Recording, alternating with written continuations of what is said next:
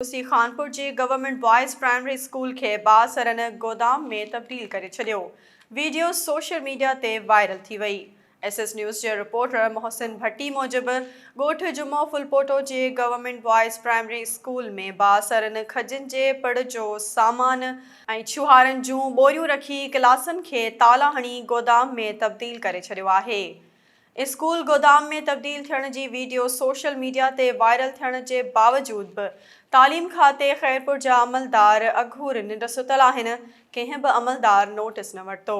ॻोठाणनि जो चवणु आहे त बासरन स्कूल अंदरि क्लासनि खे ताला हणी पंहिंजो सामान रखी छॾियो आहे। तालीम खाते ख़ैरपुर जा करप्ट ऑफिसर बासरन सां मिलियल आहिनि जेके ॿारनि जी तालीम तबाह करे रहिया आहिनि। ॻोठाणनि तालीम खाते जे सूबाई वज़ीर ऐं DO एजुकेशन ख़ैरपुर खां मुतालबो कयो त स्कूल खे गोदाम में तब्दील कंदड़ बासरनि ख़िलाफ़ सख़्त कार्रवाई करे स्कूल खोलारायो वञे।